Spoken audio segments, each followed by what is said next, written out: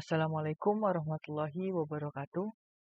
Perkenalkan, kami dari kelompok 7, izinkan kami mempresentasikan tugas akhir mata kuliah metode penelitian yang kami beri judul Ancaman Industri 4.0.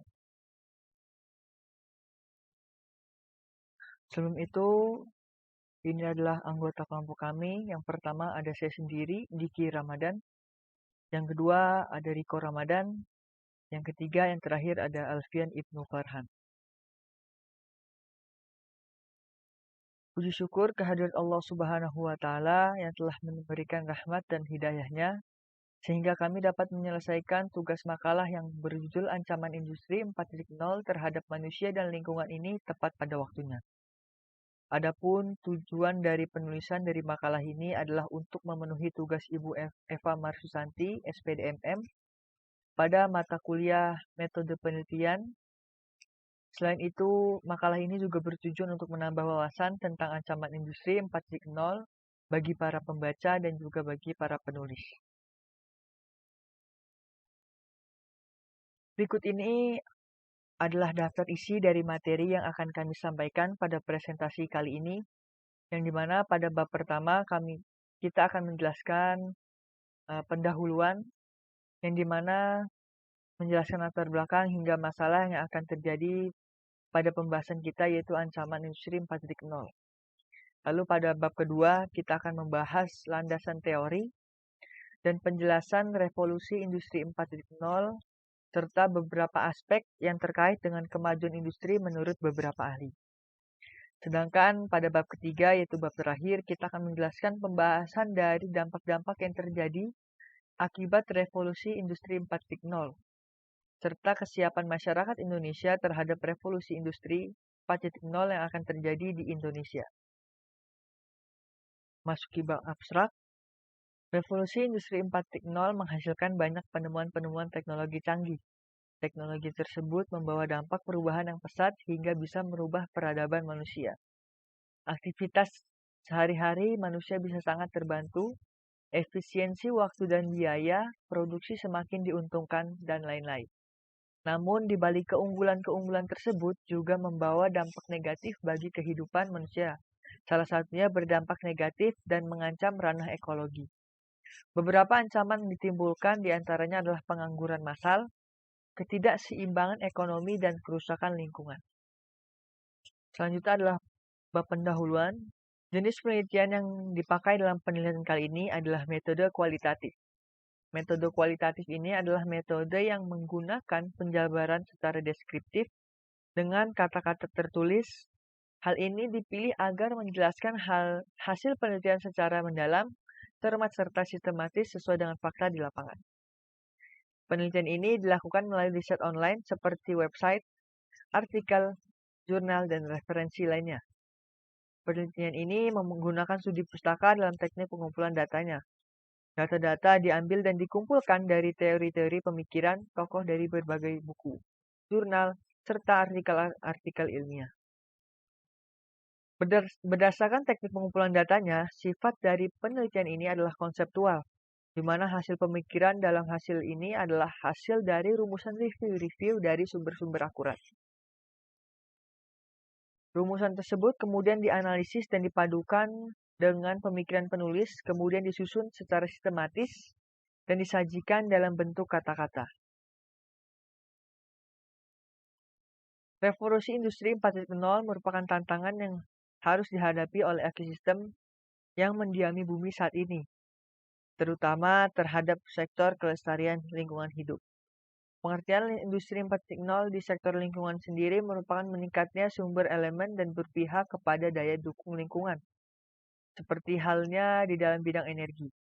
Semua energi yang dipakai di Indonesia harus sudah memakai energi terbaru, karena hal tersebut mampu menjadi pendukung terhadap lingkungan supaya tidak tercemari. Namun tidak semua pelaku industri mampu melakukan hal tersebut. Inilah yang menyebabkan industri 4.0 di satu sisi menjadi harapan, tapi di sisi lain menjadi sebuah ancaman tersendiri bagi kelestarian lingkungan. Undang-Undang Republik Indonesia Nomor 3 Tahun 2014 menjelaskan tentang pembangunan nasional di bidang ekonomi dilaksanakan dalam rangka menciptakan struktur ekonomi yang kukuh melalui pembangunan industri yang maju sebagai motor penggerak ekonomi yang didukung oleh kekuatan dan kemampuan sumber daya yang tangguh. Dengan begitu, bisa kita pahami bahwasannya pembangunan industri 4.0 sebenarnya adalah untuk menguatkan perekonomian negara kita dengan pembangunan industri yang maju sebagai motor penggerak perekonomian negeri kita ini. Tetapi upaya tersebut harus didukung dengan kekuatan dan kemampuan sumber daya yang tangguh. Maka layaknya pemerintah harus berusaha lebih untuk meningkatkan sumber daya yang dimiliki bangsa ini. Dengan bimbingan pengawasan dan undang-undang yang berpihak pada rakyat, selain itu pemerintah juga harus lebih mengawasi terhadap pelaku-pelaku industri. Maka jika pelaku melakukan pelanggaran dengan tidak mengikuti prosedur negara yang kuat, maka hukuman dan sanksi yang harus dikenakan harus tanpa pandang bulu. Menurut Bambang Brojonegoro selaku Menteri Perencanaan Pembangunan Nasional Indonesia, bahwa esensi dari revolusi industri 4.0 adalah industri yang ramah lingkungan dan sesuai dengan Sustainable Development Goals atau SDGs. Di antaranya adalah memastikan ketersediaan energi tidak lagi bergantung ada bahan bakar fosil. Tidak tergantung pada bahan fosil di sini contohnya sudah diterapkan di salah satu BUMN yaitu di Pertamina, yaitu dengan diterapkannya pencampuran bahan bakar fosil dengan energi terbarukan misalnya B20. Lalu industri harus taat pada peraturan dengan segala macam emisi yang ditimbulkan. Selain itu, Haryanto sebagai Direktur Konservasi Energi Kementerian Energi dan Sumber Daya Mineral (ESDM) menyatakan pencanangan industri 4.0 jelas dalam rangka mendukung rendah emisi. Industri diminta lebih efisiensi dalam mengelola energi terbarukan dan tidak lagi menggunakan energi batu bara. Maka dengan demikian, energi bisa disebut dengan energi yang berkeadilan sesuai dengan jargon Kementerian Ekonomi Sumber Daya Mineral dalam mengarahkan industri kepada energi terbarukan dengan harga yang lebih terjangkau. Selanjutnya itu bab perumusan masalah. Ada 2 poin. Yang pertama itu bagaimana pengetahuan masyarakat Indonesia mengenai revolusi industri 4.0. Lalu poin kedua yaitu bagaimana kesiapan masyarakat Indonesia terhadap revolusi industri 4.0. Untuk bab selanjutnya, maksud dan tujuan dan lain-lain akan dijelaskan atau dipresentasikan oleh Saudara Riko Ramadan. Terima kasih. Baik, terima kasih. Selanjutnya yaitu maksud dan tujuan. Maksud dan tujuan yang pertama untuk mengetahui pengetahuan masyarakat Indonesia mengenai revolusi industri 4.0. Yang kedua untuk kesiapan masyarakat Indonesia terhadap revolusi industri 4.0. Selanjutnya bab kedua, landasan teori. Menurut Savitri, revolusi industri 4.0 adalah era industri keempat sejak revolusi industri pertama pada abad ke-18. Era revolusi industri 4.0 ditandai dengan perpaduan teknologi yang mengaburkan batas antara bidang fisik, digital, dan biologis atau secara kolektif disebut sebagai sistem siberfisik atau cyber physical system. Perkembangan dunia yang seperti itu akan mengubah tatanan hampir setiap industri, setiap produksi, manajemen, hingga sumber daya manusia. Era ini setiap perusahaan bersiap menghadapi revolusi industri 4.0 untuk bisa berbenah agar tidak tenggelam oleh zaman.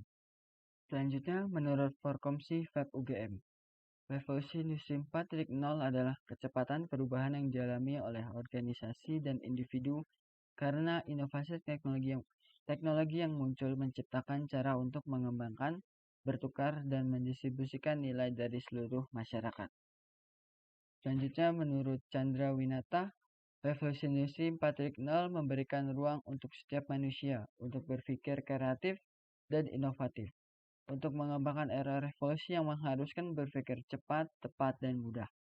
Dari pendapat para ahli di atas, kami menyimpulkan bahwa revolusi industri 4.0 adalah proses perubahan dari mulai pola pikir hingga perilaku manusia atau suatu perusahaan untuk mengimbangi suatu zaman dan menjadi lebih kreatif dan modern.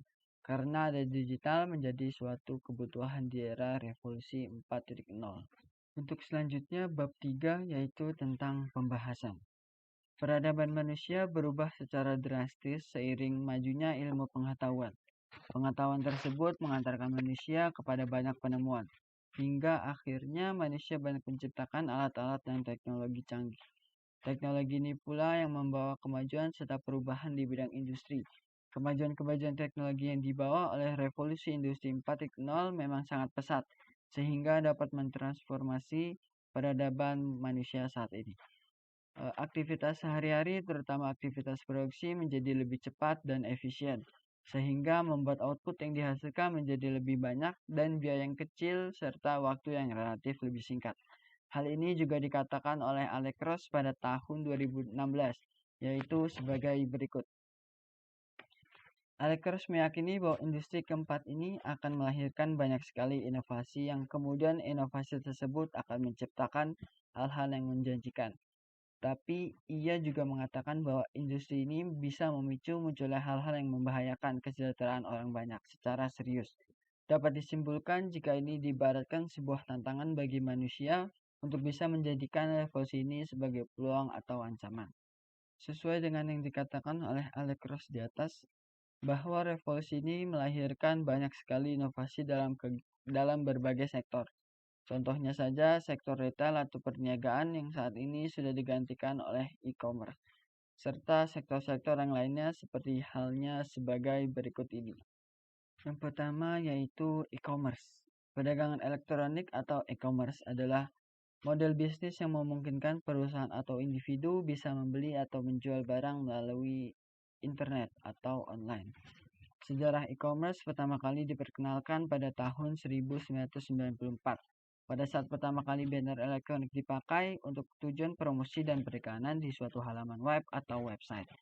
Menurut riset Forrester, perdagangan elektronik menghasilkan penjualan seharga 12,2 miliar US dollar Amerika pada tahun 2003. Salah satu platform e-commerce lama yang ada di Indonesia seperti Toko Bagus, Kaskus FJB, serta Berniaga. Namun, dengan seiringnya berjalannya waktu serta pengembangan teknologi dan infrastruktur logistik, industri e-commerce ini sangat menjanjikan dan berkembang hingga masuk ke industri retail konvensional.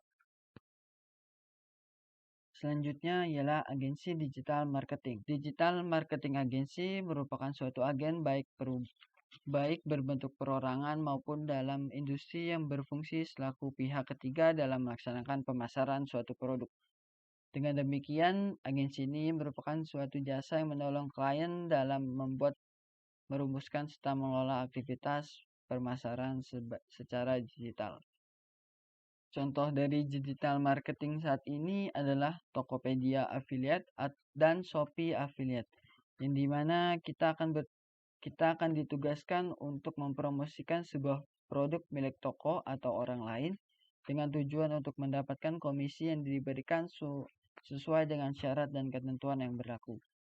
Dalam hal ini memudahkan bagi kita para mahasiswa atau pelajar Indonesia yang sedang menjalani pendidikan dan ingin menambah uang penghasilan, guna untuk keperluan pribadi atau keperluan lain yang dibutuhkan.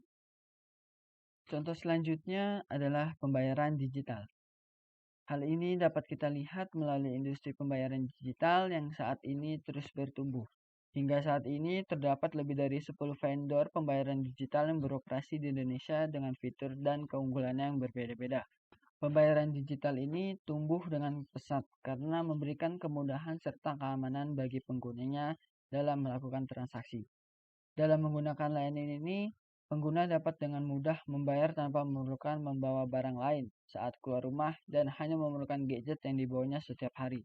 Contohnya saja QRIS atau kode QR standar Indonesia. Kode QR yang dikembangkan oleh Bank Indonesia dan Asosiasi Sistem Pembayaran Indonesia yang bertujuan untuk mengintegrasikan seluruh metode pembayaran non-tunai di Indonesia. Contoh di atas merupakan salah satu dampak positif dari revolusi industri 4.0 saat ini. Namun ada pula beberapa ancaman yang akan terjadi dari revolusi industri yang nantinya akan dijelaskan oleh Alfian Ibnu Farhan. Terima kasih. Baik, terima kasih. Selanjutnya adalah beberapa ancaman yang akan terjadi dari revolusi industri ini. Yang pertama adalah pengangguran massal. Industri baru merubah peradaban sedemikian rupa. Peradaban-peradaban yang dirubah tidak hanya sebatas gaya hidup atau cara berkomunikasi saja, tetapi juga cara bersaing. Di era industri 4.0 ini, manusia tidak hanya bersaing dengan manusia lainnya, tetapi juga Tetapi juga kini persaingannya semakin kompleks, yakni bersaing dengan robot atau komputer. Banyaknya peran atau pekerjaan digantikan oleh robot atau mesin, mengakibatkan banyak jenis pekerjaan yang hilang di masa depan. Pembina Bina Lantas Kemnaker Bambang Satrio Lelono mengatakan bahwa pekerjaan-pekerjaan seperti staf akuntan, travel agent, instruktur mesin, pramusaji restoran cepat saji, bahkan hingga supir truk akan mulai tergerus perkembangan teknologi. Padahal jumlah supir truk di Indonesia sendiri mencapai sekitar 6 juta orang. Ancaman yang kedua adalah ketidakseimbangan ekonomi. Ancaman lain dari revolusi industri 4.0 ini adalah ketidakseimbangan ekonomi. Para pakar yang tergabung dalam World Economic Forum atau WEF mengatakan bahwa industri ini melahirkan warna kapitalisme baru yang berbeda dari pendahulunya. Warna ini menghasilkan angka ketimpangan ekonomi yang semakin tinggi yang pada akhirnya mengakibatkan ketidakseimbangan ekonomi. Rosida tahun 2018. Selama ini, ekonomi masih dikatakan stabil, karena para pengusaha dan pengusaha ekonomi masih banyak yang memperkerjakan manusia sebagai karyawannya. Pendapatan masyarakat masih terbilang cukup dalam artian ada pemasukan, sehingga proses produksi dan konsumsi masih seimbang. Masyarakat masih bisa mencukupi kebutuhan sekunder dan tersiernya dengan cukup. Konsumsi masyarakat pun masih stabil hingga jumlah permintaan dan penawaran pun akan stabil. Dengan begitu, pertumbuhan ekonomi negara akan tumbuh dengan baik. Tetapi jika penggantian tenaga manusia oleh mesin benar-benar banyak diterapkan oleh industri, ketersediaan atau lowongan pekerjaan untuk manusia pun semakin kecil. Artinya setiap angkatan kerja, angka pengangguran akan lebih banyak dibanding dengan angka pekerja. Hanya akan ada segelintir orang saja yang memiliki kemampuan ekonomi di atas standar. Pasar di berbagai sektor industri 4.0 ini mengarah ke struktur pasar yang bersifat monopolitik, sebagai dampak dari apa yang disebut platform effect. Bila terus dibiarkan tanpa ada regulasi yang mengatur dengan bijak, ekonomi negara ini akan mengarah menjadi kapitalis jauh dari prinsip ekonomi Pancasila. Di samping itu, dalam teori ekonomi, platform digital menghasilkan increasing return to scale bagi produsen di mana tingkat hasil semakin meningkat seiring meningkatnya skala ekonomi. Nugroho tahun 2019. Istilah yang kaya semakin kaya dan yang miskin semakin miskin pun sangat cocok untuk menggambarkan keadaan tersebut. Akibatnya, ketimpangan ekonomi penduduk pun akan semakin tinggi. Itulah mengapa ekonomi kita akan berjalan dengan tidak seimbang. Ancaman yang selanjutnya adalah kerusakan lingkungan. Perkembangan industri yang semakin pesat selalu diiringi dengan pembangunan yang semakin meningkat. Salah satu teori pembangunan atau modernisasi mengatakan pembangunan akan banyak mengorbankan lingkungan. Simandu tahun 2013. Tuntutan industri yang semakin meningkat serta teknologi yang semakin maju banyak membuat kerusakan lingkungan akibat dari eksploitasi sumber daya alam yang berlebihan. Banyak teori yang mengatakan bahwa pembangunan adalah upaya meningkatkan kesejahteraan masyarakat. Padahal faktanya kesejahteraan itu hanya dinikmati untuk sebagian orang saja. Salah satu contohnya adalah pembangunan industri atau pabrik pada suatu wilayah. Pabrik tersebut memang benar-benar bisa meningkatkan ekonomi, namun peningkatan ekonomi tersebut hanya bisa dirasakan oleh pemilik industri serta para pekerjanya saja. Sedangkan masyarakat di dekat wilayah pabrik belum tentu mendapatkan keuntungan. Hal yang sudah pasti adalah menanggung efek polusi dan limbah yang dihasilkan oleh pabrik tersebut. Akibat lainnya adalah marginalisasi penduduk setempat. Sejak revolusi industri dicetuskan pada abad 17, telah banyak membawa perubahan yang menempatkan industri dan manusia sebagai perusak utama alam. Rosida tahun 2018. Teknologi dan peralatan yang semakin berkembang memerlukan energi yang semakin banyak pula. Alam sebagai sumber penyedia energi utama mau tidak mau harus menjadi korban demi memenuhi tuntutan energi yang dibutuhkan. Demi memenuhi kebutuhan tersebut, banyak sumber daya alam yang dieksploitasi secara berlebihan. Ditambah lagi dengan efek produksi yang dihasilkan oleh industri seperti limbah dan polusi membuat lingkungan semakin rusak.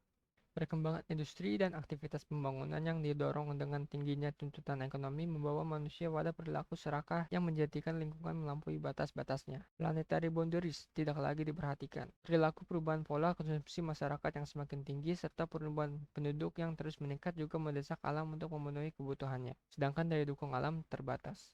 Melihat dari keuntungan penerapan teknologi industri 4.0, memang benar-benar revolusi ini bisa menjadikan sebuah peluang ekonomi yang besar. Tetapi, pemaparan di atas menjabarkan dampak negatif yang ditimbulkan oleh revolusi industri 4.0 yang sangat kompleks, hingga berpotensi menjadi sebuah ancaman untuk keberlangsungan hidup manusia. Untuk itu, diperlukan persiapan yang matang bagi negara dan setiap individu dalam menghadapi perubahan-perubahan yang dibawa oleh industri ini, karena kita tidak dapat mencegah perkembangan industri ini. arus globalisasi juga lambat laun akan membawa pengaruh industri 4.0. Dari penjelasan ini ada beberapa saran untuk pemerintah dalam mempersiapkan masyarakat menghadapi disrupsi yang terjadi. Pertama, menyediakan kurikulum pendidikan yang menghasilkan sumber daya manusia yang sesuai dengan kebutuhan industri di era ini. Lalu yang kedua, membuat kebijakan atau program, terutama kebijakan dalam segi pendidikan, yang bertujuan untuk menanamkan nilai-nilai kemanusiaan dan nilai-nilai sosial dalam bermasyarakat. Untuk materi selanjutnya adalah penutup. Kesimpulan yang dapat diambil dari penjelasan materi di atas, yang pertama, pengangguran massal, yang disebabkan oleh banyaknya peran atau pekerjaan manusia yang digantikan oleh mesin atau komputer, sehingga menimbulkan masalah pengangguran yang sangat masif. Lalu yang kedua adalah ketidakseimbangan ekonomi, yang disebabkan oleh efek jangka panjang pengangguran massal yang terjadi, sehingga hanya akan ada segelintir orang saja yang memiliki kemampuan ekonomi di atas standar. Lalu kesimpulan yang ketiga adalah kerusakan lingkungan, yang disebabkan oleh pembangunan industri yang semakin marak, merusak lingkungan sehingga menyebabkan pemanasan global, perubahan iklim, serta menipisnya sumber daya alam terutama yang tidak dapat diperbarui. Lalu saran terkait dengan pembahasan di atas yang pertama, bagi pembaca lainnya bisa mempelajari dengan lebih dalam terkait dengan revolusi industri 4.0 ini, bisa mempelajari apa saja tantangan, peluang, serta dampak yang ditimbulkan oleh era ini. Revolusi industri 4.0 akan mempengaruhi seluruh industri yang ada. Oleh karena itu, semua profesi perlu mempersiapkan diri. Lalu saran yang kedua adalah bagi penulis selanjutnya, agar dapat membahas dampak dari era revolusi industri 4.0 ini dengan lebih mendalam. Pada penelitian ini, sumber yang didapatkan masih cukup minim, sehingga pembahasan yang dilakukan masih secara umum saja belum terlalu spesifik. Lalu saran yang terakhir adalah bagi pemerintah selanjutnya, agar menyediakan kurikulum pendidikan yang menghasilkan sumber daya manusia yang sesuai dengan kebutuhan industri di era ini. Sekian penjelasan dan presentasi dari kelompok kami, kurang lebihnya kami mohon maaf. Kami pamit undur diri. Wassalamualaikum warahmatullahi wabarakatuh.